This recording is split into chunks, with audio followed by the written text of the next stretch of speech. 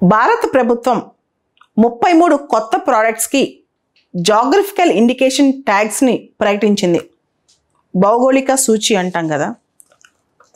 దీంతో కలిపి దేశం మొత్తం 465 ప్రోడక్ట్స్కి జిఐ ట్యాగ్స్ ఉన్నాయి.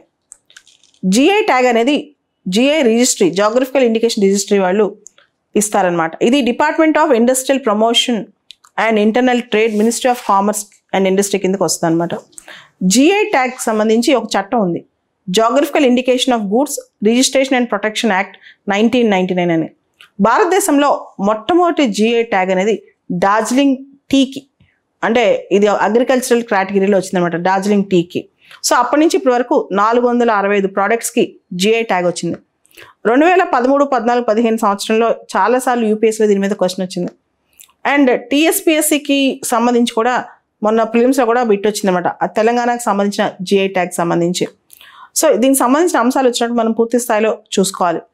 జిఐ ట్యాగ్ అంటే ఒక ప్రాంతానికి చెందిన ప్రోడక్ట్, తిరుపతి లడ్డు కావచ్చు, హైదరాబాద్ హలీం కావచ్చు, మధురై మల్లీ కావచ్చు, కొండపల్లి టాయ్స్ కావచ్చు, నిర్మల్ పెయింటింగ్స్ కావచ్చు, కంచిపట్టు శారీ కావచ్చు.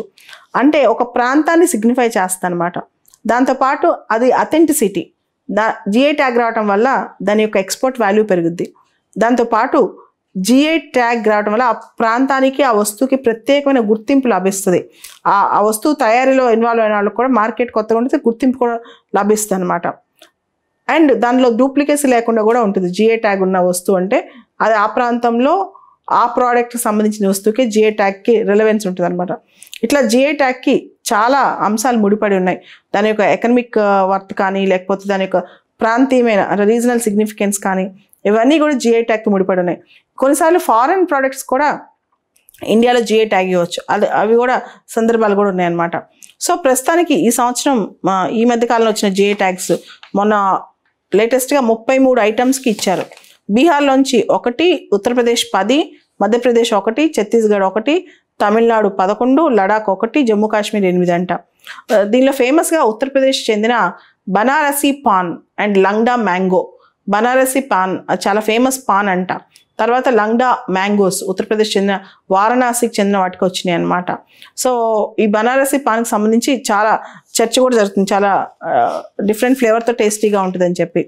దాంతోపాటు మనం చూస్తే ఇదే ప్రాంతానికి చెందిన అలీగర్ తాలాకి, బకారియా బ్రాస్వేర్కి, బందా షాజర్ పత్తర్ క్రాఫ్ట్కి, ప్రతాప్గర్ అనోలాకి, రామ్నగర్ బంటా, ముజాఫర్ నగర్ గుర్ జాగిరి అంటే బెల్లం, Banarasi paan, Nagina wood craft, Hathras hing, Banaras Langda mango, Banaras Langda మామిడికాయ అనమాట. సో ఎక్కువగా వారణాసి నుంచి ప్రోడక్ట్స్కి ఈ మధ్యకాలంలో వస్తున్నాయంట. ఉత్తరప్రదేశ్ సంబంధించి 45 జిఐ ప్రోడక్ట్స్ ఉంటే దానిలో 20 ప్రోడక్ట్స్ వారణాసి చెందిన ప్రోడక్ట్స్ అంట. దాంతోపాటు తమిళనాడుకు కూడా జిఐ ట్యాగ్స్ బాగానే వచ్చాయి. అండ్ బీహార్కి చూస్తే కనుక మర్చా రైస్కి వచ్చాయి, MERCH మర్చా రైస్. ఈ మర్చా రైస్ మనం పెప్పర్ లాగా ఉంటాయంట, రౌండ్గా మిరియాల్లాగా. ఇవి అటుకుల్లాగా చేస్తే కూడా మంచి ఫ్లేవర్ వస్తుందంట. బ్లాక్ పెప్పర్ సైజులో బ్లాక్ పెప్పర్ లాగా కనిపిస్తాయంట. ఇది చాలా సైజు, షేపు, అరోమా చాలా డిఫరెంట్గా ఉంటుందంట. బీహార్ వెస్ట్ చంపారణ్ చెందిన మర్చా రైస్, ఇది కూడా కొంచెం ఫేమస్. తర్వాత మధ్యప్రదేశ్ సుందరరాజా మ్యాంగోస్, మధ్యప్రదేశ్ చెందిన సుందరరాజా మ్యాంగోస్. అదేవిధంగా ఛత్తీస్గఢ్కి సంబంధించిన అనేక ఐటమ్స్ కూడా వచ్చాయంట. దాంతోపాటు ఛత్తీస్గఢ్కి చెందిన దుబ్రాజ్ అనే రైస్ వెరైటీకి కూడా జిఐ ట్యాగ్ వచ్చింది. దీన్ని బాస్మతి ఆఫ్ ఛత్తీస్గఢ్ అంటారంట, దుబ్రాజ్ రైస్ని. ఛత్తీస్గఢ్ రాష్ట్రానికి చెందిన రైస్ అనమాట. ఛత్తీస్గఢ్ సీఎం కూడా దీని గురించి చాలా పొగిడారనమాట. సో ఇదే విధంగా లడాక్ వుడ్ కార్వింగ్స్ కూడా వచ్చింది జిఐ ట్యాగ్. సో మొత్తం మీద భారతదేశంలో ఇప్పటికీ 435 జిఐ ట్యాగ్స్ ఉన్నాయి. ఇదంతా మనం ఒకసారి గుర్తుపెట్టుకోవాల్సిన అంశం. జిఐ ట్యాగ్స్ అనేవి ఇంటెలెక్చువల్ ప్రాపర్టీ కిందకు వస్తాయి. మనకు తెలుసు అంతర్జాతీయంగా మనకు ఒక అగ్రిమెంట్ ఉంది, trips, trade related intellectual property rights అని. అది WTO కింద చేసిన అగ్రిమెంట్ అనమాట. ఈ ట్రిప్స్ అగ్రిమెంట్ ప్రకారం patents, trade marks, copy rights, geographical indications, industrial designs ఇవన్నీ కూడా వస్తాయి. దానికి సంబంధించి భారతదేశంలో GI tax registration and protection act 1999 కూడా ఉంది. దాని ప్రకారం GI registry, geographical indication registry చెన్నైలో ఉంది. ఒకసారి జిఐ ట్యాగ్ వచ్చిన తర్వాత 10 సంవత్సరాలు అది ఉంటుంది అనమాట. ఆ తర్వాత రెన్యూ చేయించుకుంటూ వెళ్తూ ఉండాలి. కొన్ని సందర్భాల్లో ప్రైమ్ మినిస్టర్ మోడీ గారు ఇతర దేశాలకు వెళ్ళినప్పుడు వాళ్ళకి జిఐ ట్యాగ్ ఉన్న వస్తువులు భారతదేశం నుంచి గిఫ్ట్స్గా ఇస్తుంటారు. ఉదాహరణకి లాస్ట్ ఇయర్ స్వీడిష్ ప్రైమ్ మినిస్టర్కి కాశ్మీరీ పష్మినా స్టోల్ ఒకటి ఇచ్చారనమాట. పష్మినా అనేది చాలా ఫైనెస్ట్ ఊల్తో చేసిన స్టోల్ అనమాట అది.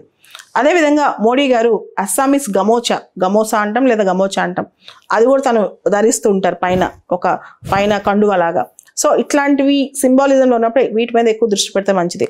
దాంతోపాటు రేపు G20 ఇవన్నీ జరుగుతున్నాయి కాబట్టి మెయిన్ సమ్మిట్స్, ఆ టైంలో మనం ఏదైనా జే ప్రోడక్ట్స్ మీద ప్రమోషన్ చేస్తున్నా లేదా వాటికి ఏమైనా గిఫ్ట్స్ లాగా ఇచ్చినా అవి కూడా చూసుకుంటే మంచిది.